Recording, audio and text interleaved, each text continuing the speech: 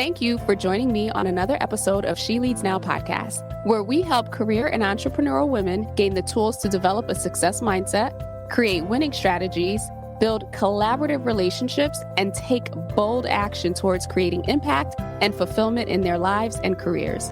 I'm your host, Sabine Gideon, and I'm on a mission to awaken and activate women and emerging leaders so they can tap into their innate leadership ability, elevate their influence, and create the impact they were destined to make. If you're ready to uplevel your confidence, courage, and influence, you've come to the right place. Join me weekly for insights, strategies, and resources to help you grow, develop, and embody the leader you were meant to be, so that you can make the impact you know you are called to make and establish the legacy you've always dreamed. The world eagerly awaits the emergence of your brilliance, impact, and influence. So with that, let's dive into this week's episode.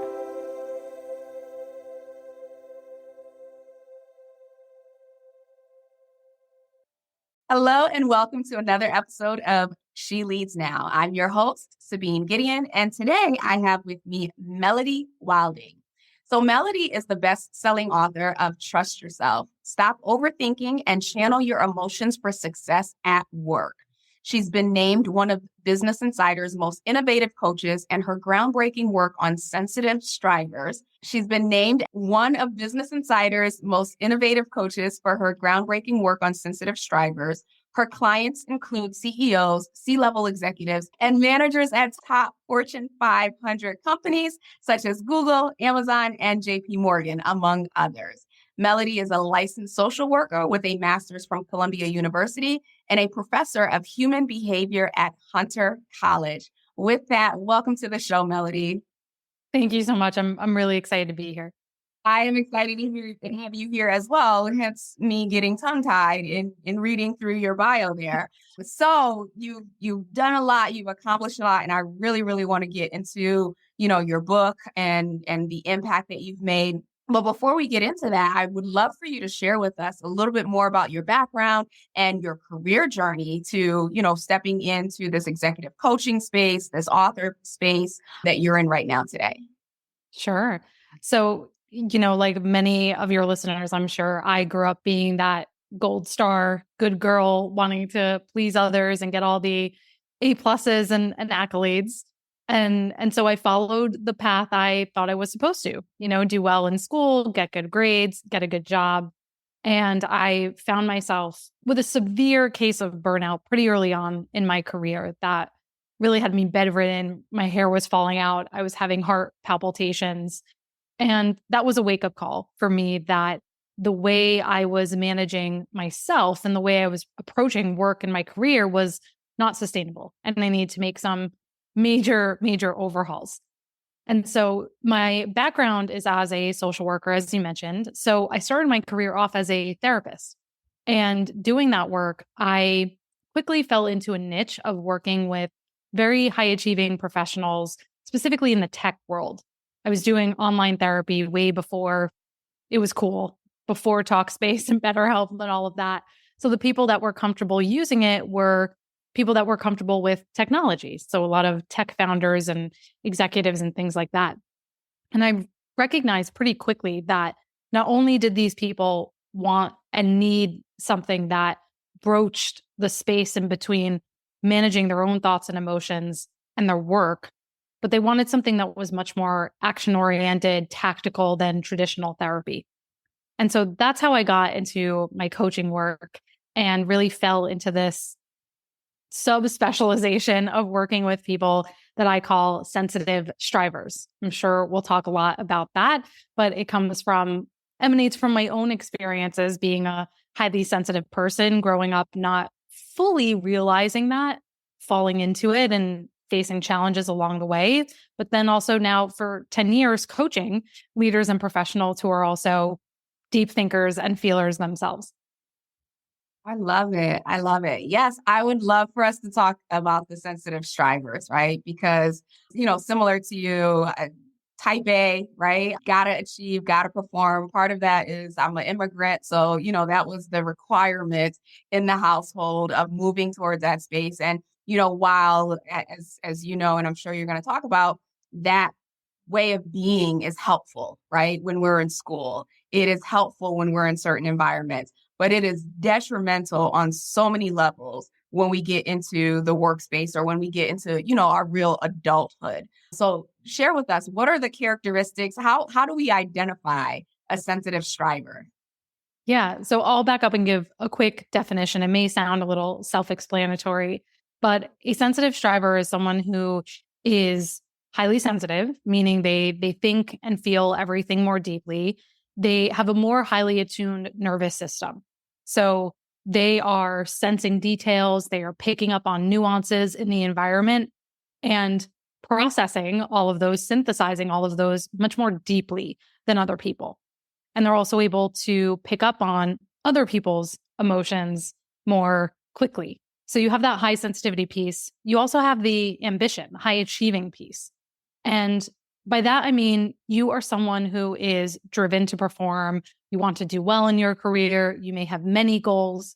You may not necessarily aspire to climb the ladder. You may not want to be CEO one day or run a huge company, but you're driven by that drive for growth and personal development and to always be learning and advancing yourself, whatever that should look like for you.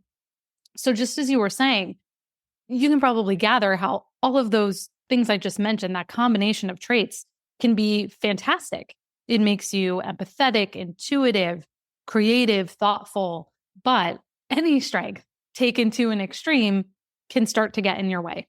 So these aspects of sensitivity and ambition, when we're not aware of them, and I find most sensitive strivers are not aware of them initially, they blame themselves for, why do I take everything so personally? Why can't I be tougher? Why does everyone else seem to handle stress better than I can?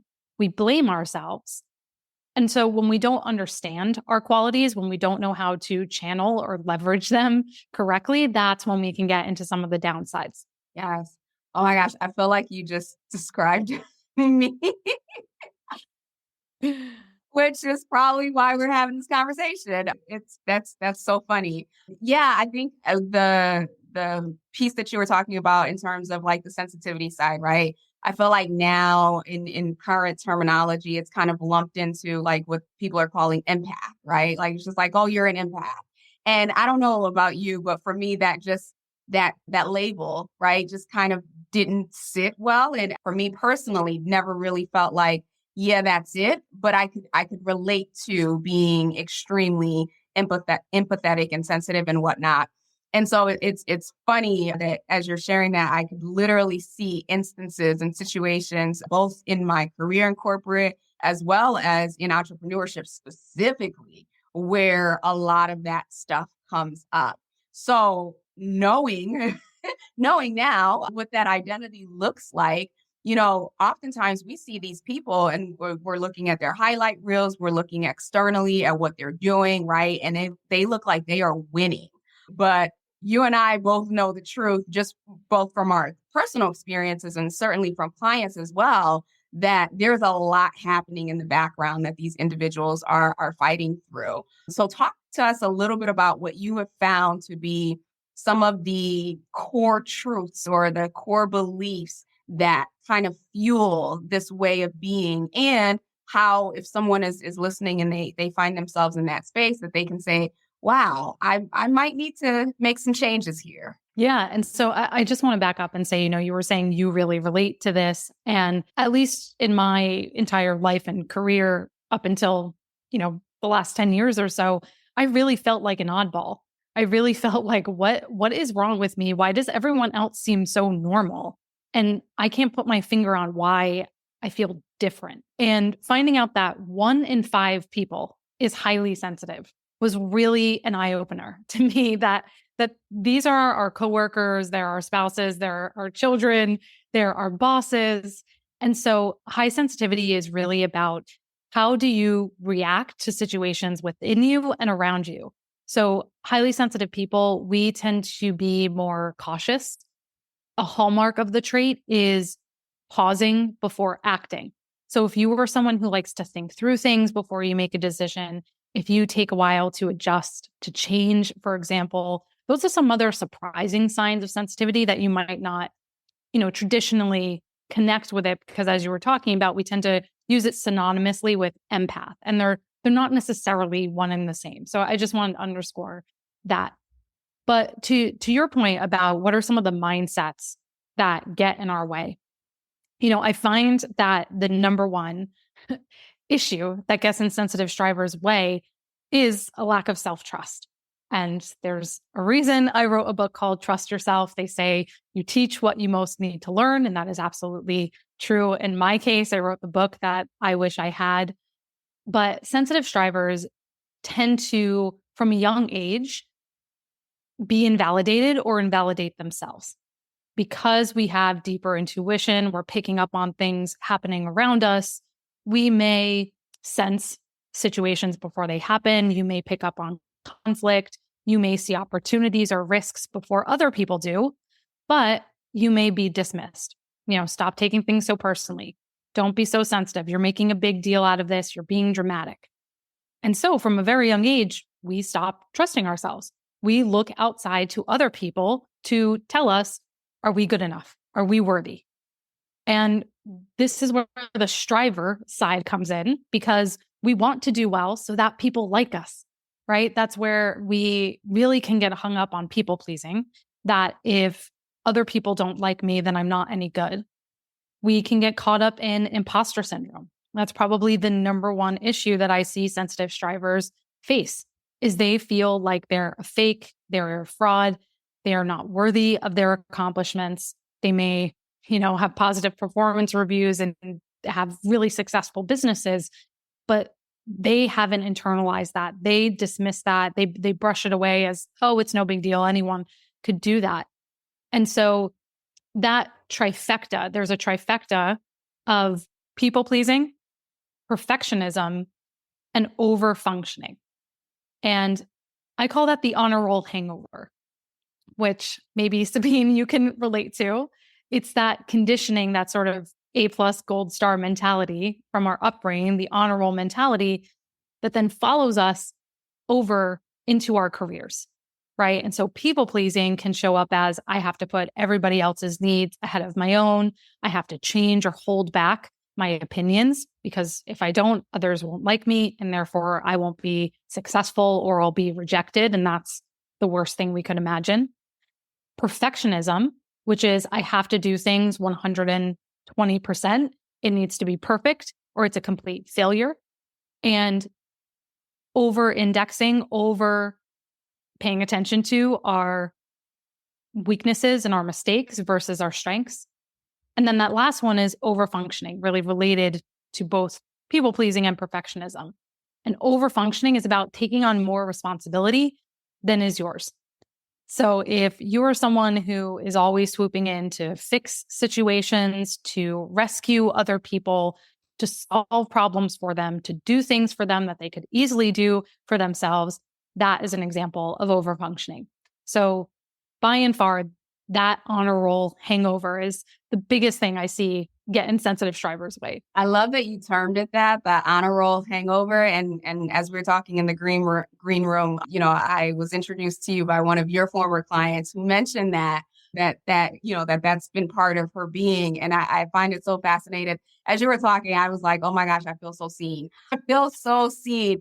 And I think something that you said specifically that triggered for me is that those earlier experiences of being invalidated. And so, I'll share, briefly about my experience. That's exactly what was happening in my household, right? In many different ways. I always felt different amongst my siblings, amongst like everyone in my family, right? And then things would happen and I would get upset, and the reflection back to me would be like, oh, you know what? Don't worry about it, or it's no big deal. And in my particular case, like my mother was very, very abusive towards me.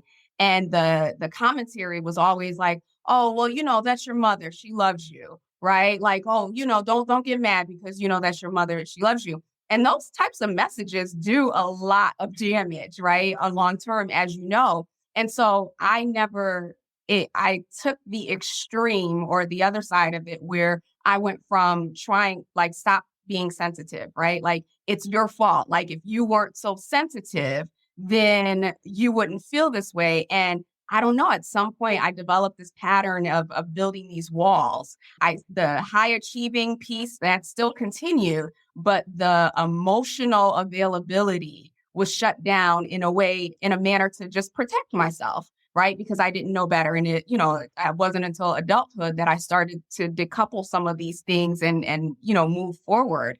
But I think, that's such a huge piece that I don't hear a lot of people talking about, right? Like we sometimes we stay so surface level in terms of like what is actually happening and what is the commentary that has helped us form these beliefs. And then how is that translating? Because, at some points in our career, we could just be like, oh, this is how I am. This is how I function. Like I need a lot of things happening. I've heard so many people say that, like, I need to keep busy or else I get bored. And they think it's their way of naturally functioning without recognizing sometimes that actually, no, that's a defense mechanism or that's a way of being that you learned out of necessity.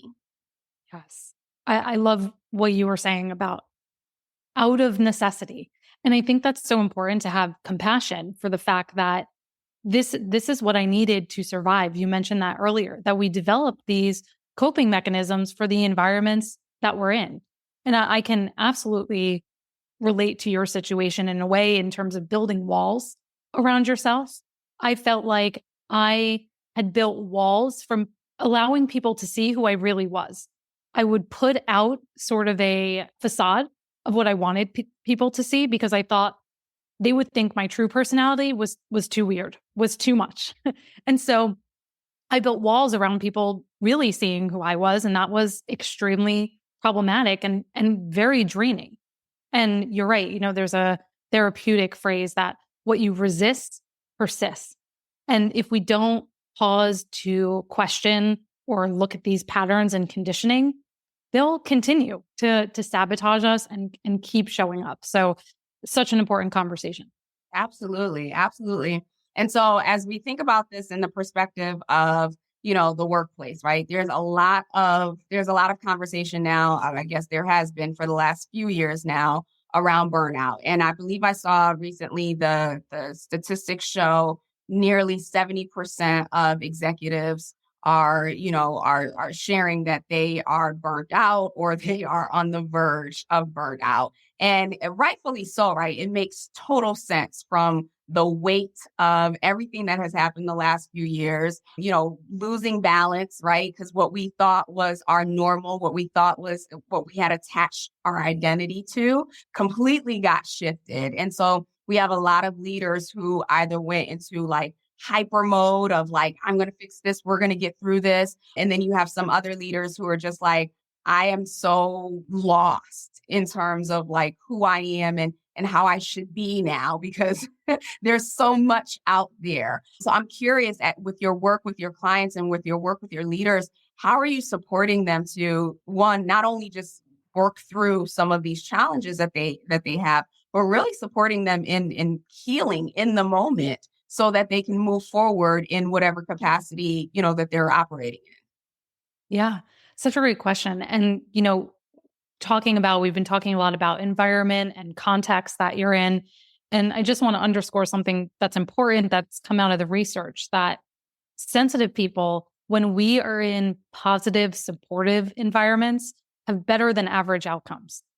But if we are in non-supportive environments, we have worse than average outcomes. And so that I think I share that because I think it's a responsibility for all of us to be attentive to and intentional for the situations we place ourselves in, the people we surround ourselves with, the boundaries we set, what we let in and let out. So I just wanted to set that as a little bit of context here. But you're right. In the past 3 years, I mean, we've seen burnout skyrocket, and particularly among sensitive people because we internalize and are affected by stress more easily than other people. I saw my clients have those telltale signs of the Great Resignation and quiet quitting, if you even want to call it that. I debate that even really exists. But I saw signs of that way before people were talking about it on the news because sensitive people tend to be the canary in the coal mine, right? And so not only are sensitive folks feeling the brunt of, more to do and people pleasing, and we're overextending ourselves. But a lot of us also tend to be the team therapist. We're the one that people trust and will listen to people's concerns. And so we can become the emotional dumping ground if we're not helpful. Now, all of that said, I think it's important to differentiate too that there's actually 3 different kinds of burnout. They're all not created equal. So the first one is overload burnout. And that's what we most typically think of when someone is burned out. That you're doing too much, you're burning the candle at both ends, you have too many obligations on your plate, your calendar is completely full, you are overstretched to the point where you are completely mentally and emotionally depleted. That's one form of burnout. The second one is one I don't think we talk about enough, and that is under challenge burnout. So you can get burnout from doing too much. You can also burn out from doing too little. So if your job is not challenging enough, if you are bored, you don't have growth opportunities, you don't have learning opportunities, you can burn out as well because you become completely disengaged and disoriented with what's happening around you. And then the last is neglect burnout. So this really happens when you have a feeling of helplessness in your surroundings. So I've seen this happening a lot now because priorities are shifting constantly. I was just talking to a client earlier today who said, my manager, every week, every few days, he's changing priorities on me. I feel like I have complete whiplash. I don't know which way is up. And when you feel helpless to affect what's going on around you, you check out, right? And so I say that too, because I think it's important to identify which of those 3 types of burnout you might have, because that directly maps to what is going to be the right solution for you. What are the right interventions to help pull you out of that? Yeah. Thank you so much for breaking that down and providing those examples. I can identify with all 3, like at different stages that I've experienced. And even with that, you said the magic B word, which in this case is boundaries, and learning how to set healthy boundaries. And so let's talk about trust a little bit more. So shifting gears just a little bit, because I know that this is the foundation of all of this, right? Having trust and building trust within yourself. And as we were talking about in the green room, I'm also reading a book right now that is focused around trust.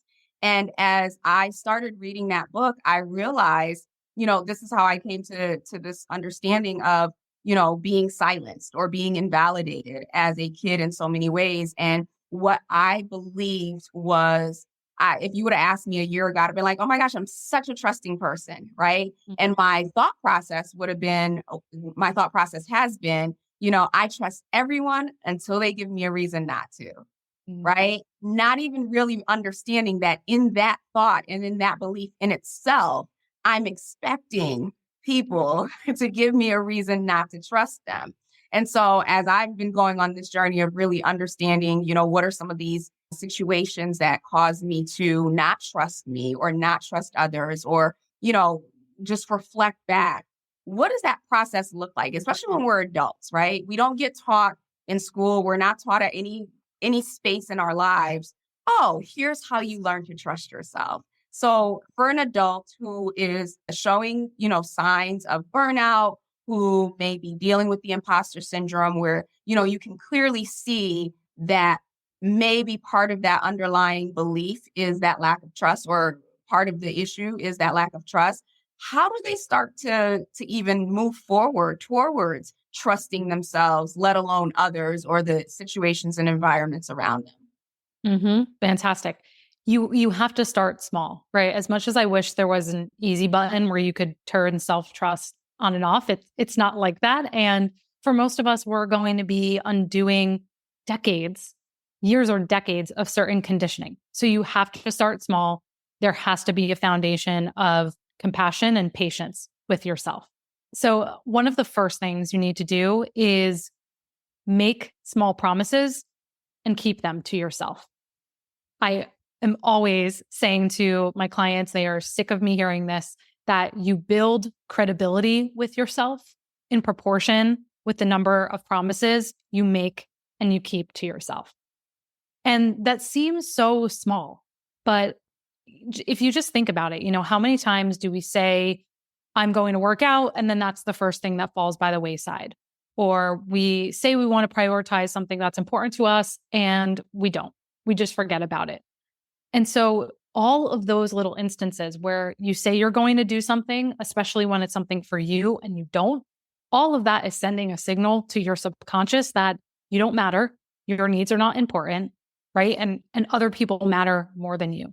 So making those small promises and following through with them is how you rebuild, oh, I can trust you, self, because I know when I say something that it's going to happen. Yeah. Yeah. It makes me think of the 4 agreements, because one of the Yes. of the 4 agreements is around keeping your commitment. And funny enough, that's the work that I've been doing this past year around, because I used to be, the achiever, right? Like, oh, how long can I make this list this morning of things to do, right? Yep. And it'd be the same pattern over and over again, right? You make this super long list, ambitious list of things to do. You don't complete it. And then it's kind of like, oh my gosh, I didn't complete the list. And it just keeps you in that cycle. And so it's been a painful lesson, right? To one, see that within me. I knew I had procrastination tendencies, but I probably would have never called myself a procrastinator. But now I understood this is why, Sabine, like you can't put a week's worth of stuff in your day. And so now I'm being very conscious of, if it does not fit in my calendar, then it's not happening. And so it's kind of learning to leverage tools so that at the end of the day, I can say, okay, you know what, this is what I was able to do, and I did it, and now I can move forward. Or even if I don't do everything, one of the exercises that I do, I have the sheet that I fill out, and it's just like, what do you need to forgive yourself for? Right. When you talk about, having compassion and having patience with yourself, a huge part of us being able to heal from all of that stuff is almost like a self-soothing, self-healing tools and techniques that we have to put in place. And so every day I get a chance to forgive myself, consciously and intentionally forgive myself if I didn't, cross something off the list, or if I was a little bit more overzealous on doing something. I think the other thing that you mentioned too is that it is so easy for us to put ourselves on the back burner and to put others first. And I'm sure you've seen it. I've experienced it, and I've seen it in clients too. When we do that, that easily leads to resentment. That easily brings us to a place where not only did we have bad feelings on this side, now we've compounded it to now, a situation feels overwhelming. It feels unbearable. So I know that's a lot there, but as you think about the audience here is mostly women, right? And so they are leading, whether that's in their organizations, they're leading in their homes, they're leading in their businesses. And so oftentimes there's just a lot going on. And it's hard sometimes to take that step back to be like, oh, right now in this moment, do I need to give myself compassion? Do I need to give myself grace? Should I be making a boundary? Did I break a commitment? How do you put that all together? Still continue to move forward, but take the actions that you need to take to build that self-trust, to build some of that change in your day-to-day routine. Yeah. So you were talking about setting yourself up for success every day instead of setting yourself up to fail and feel like you're falling behind. I think that's such an important takeaway for all of us high achievers, that you need to set yourself up to win. How can you do that? In addition to that, how can you celebrate every small win along the way instead of just blasting right on to the next thing and you're already 10 steps in the future? How can you appreciate the small wins in the moment? And that's important because that is how you internalize a sense of self-efficacy and agency and confidence that you actually do have skills and talents and you are a person who is worthy, is by appreciating and allowing yourself to take in those wins when they happen. And so that doesn't have to be some formal process. You can absolutely sit down at the end of the day and quickly in 3 minutes or so, write down the top wins you had from the day. If that works for you, great. But it can really just be a momentary pause to appreciate something you've done, even if it on the outside wasn't a visible success. So I'm always telling people that we need to broaden our definition of what we mean of a win. That it doesn't mean just landing a new client or getting a positive performance review. It means those everyday character building moments when we make ourselves proud. When did you have a moment of strength? Did you set a boundary? You had a hard conversation. You reacted to a situation differently than you might have a few months ago. All of those are wins, and we need to appreciate them as such. Yeah, I totally agree. As you're talking, I was like, some days getting out the bed is a win. That Exactly. deserves, that deserves celebration. And you're absolutely right. I do think that again, that goes back to that when we didn't have it, or when we only associated it with, getting an A on a paper, or, passing a quiz, or, good performance review, that those self-affirming things of like, oh my gosh, I did this today, right? Like I took 5 minutes to play with my dog today. Like, okay, I am winning here, and what that looks like, and to feel those feelings. It's amazing, because I've had to learn that in my adulthood, right? And now, right, just to be an effective coach. There's a lot of that work that I have to do for myself. And, for those of you who are listening, I hope you're taking these key takeaways and these small things that you can build into your day to day as Melody is sharing it.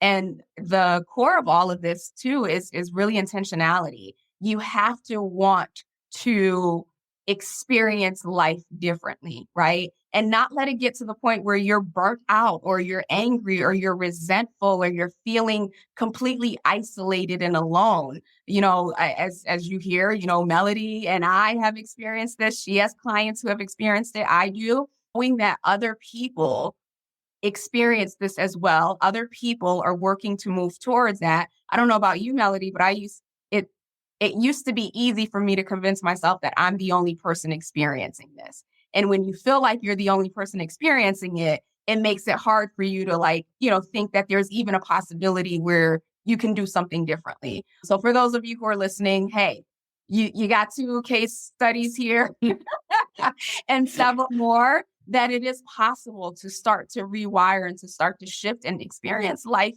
in a much more healthy way, leveraging your strengths. And speaking of, as we talked about before, these are strengths that serve us. If they're overused or over-indexed, they no longer serve us. So how do we find that healthy balance? Yeah. Well, you were talking a lot about the emotion of resentment that came up a few times. And I just want to go there for a minute, because I think that's a powerful way that we can use our emotions to our advantage. So not only to our emotions and really being attuned to and perceptive of what other people are feeling, that makes us great negotiators, persuaders, influencers, right? I'm sure, Sabine, in business, you notice that if you can really tap in to what your clients need, you can meet them where they are, you understand your pain points, that makes you a lot more effective at writing content, at creating programs that are really going to help them get where they want to go. And in the workplace, that might look like getting buy-in for your ideas, right? Persuading someone to come your direction, understanding what a person's priorities are so you can plug in and you know where to provide value. So having that emotional attunement is incredibly helpful on the business and professional side, but also for our own development, using our emotions as signals of action we need to take. And going back to resentment is a really important one. That is a really big emotional stop sign that you have let a situation go on for too long and a boundary needs to be set. So if you are feeling that sensation of resentment, you feel underappreciated, you feel like you're being taken advantage of in a situation, that is a sign that you need to set some limits. You need to tell your colleague that you're no longer able to help them on the initiative that they said they would need help for 2 weeks on, and now it's been 6 months, right? If you feel resentment that you're overly involved at your kid's school, for example, you might have to pull out of a few committees. So how can you use your emotions as a signal for actions you need to take for yourself? Yeah. Yeah. And not being afraid to communicate those boundaries, right? Because there's also that other that voice. I was just like, but they need me, or they need this, or they, you know what I mean? Like, and we will Yeah. convince ourselves to stay in that place of pain because, quote unquote, they need this versus recognizing, actually, this is what I need right now in order for me to show up as my best self. Yeah. Hence the boundaries and everything else. Oh my gosh, I could talk to you for hours here. I would love for us to chat real quick or to transition into the Blitz section where I just have 3 rapid fire questions for you. And then of course we're going to let the audience know where and how they can get your book and where and how they can connect with you.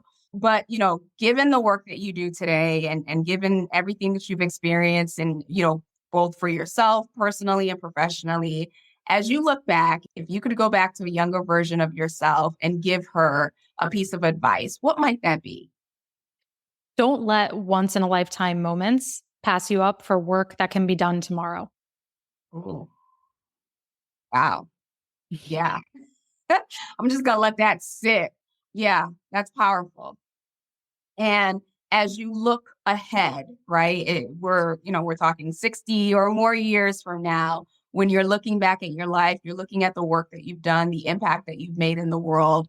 What do you want that narrative to be? We've talked so much about sensitivity, and I think it's clear that I feel when the kindest people are in the best seats and have power, that we're all better for that. And so that's what I hope my work brings to the world. Love it. I love it.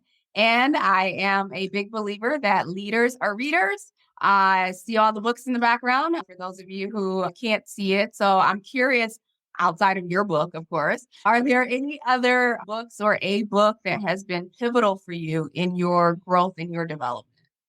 Yeah. One book I come back to again and again that I recommend to my clients all the time is Nonviolent Communication. It's kind of an intimidating name, but it's really about empathetic communication and communicating with emotional intelligence.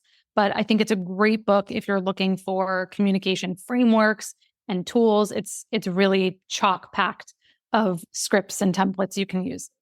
Awesome. Thank you. We'll definitely be sure to include that in the show notes. And so I know that you do courses on LinkedIn, that you have some courses. So tell the audience or share with the audience, if they're looking to connect with you, what's the best place to do so? Sure. You can find me at my site, melodywilding.com. And there you can find my LinkedIn learning courses. As you were mentioning, I have a signature program called Resilient. That is a coaching program for sensitive strivers. I do private coaching and speaking. You can find all of that there, as well as the book. You can also find the book anywhere books are sold, Amazon, Barnes and Noble, or your local bookstore. Love it. Love it. Yes, I'm adding that to my long Amazon account right now. And thank you so much. So, as we wrap up here, one of the things that I wanted to mention, and we talked about this a little bit in the green room, that, in this space that we're in, we're talking a lot about mindset. And thank you so much for bringing forward such practical examples and tools that people can start to apply in their day to day. And for those of you who are, probably thinking through like, oh my gosh, like some of this is me. I don't know where to start. I don't know where to begin. Do you have a starting point? Like just one thing that like, all right, you can just focus in on this one thing starting today, starting tomorrow, whenever you're listening to this to help build some muscles towards, helping you not only just strengthen the skills and the characteristics that make you great now, but putting some boundaries in place to help you continue to move forward without getting to burnout or having to experience all these other emotions. Yeah. To me, mindset is really about the beliefs we hold and how the stories that we tell ourselves serve us or hurt us. And one tool I'll just offer for everyone is something called the Think tool. So think is an acronym that you can use to really check yourself, to check your thinking. And it stands for, is it true? Is it helpful? Is it inspiring? Is it necessary? Is it kind? And so I'll have clients who just keep that on a Post-it note on their desk as a check-in and a reframing tool for themselves. Oh, I love that. I love that. We will definitely write that out in the show notes. And all of Melody's contact or social links or social handles will be included in the show notes as well. Melody, thank you again so much for coming on and sharing your expertise and wisdom and helping me feel seen, if nothing else. And for those of you in the audience, I hope you feel the same way as well. We will be back next week with another amazing guest. Until then, have a great rest of the week. Take care. Thank you for tuning in to another episode of She Leads Now. If you found today's episode helpful or got a piece of insight that you plan to implement in your business or organization, I would love to hear from you. Connect with me on LinkedIn at Sabine Gideon, that's my handle, and send me a private message. Or feel free to go ahead and leave a review on either Apple or Spotify. I also invite you to share this episode with anyone in your network who you think might benefit from this content. Lastly, be sure to check the show notes and the description below for links to resources, including relevant downloads, articles, and any upcoming training. Until we chat again, have a blessed and powerful week.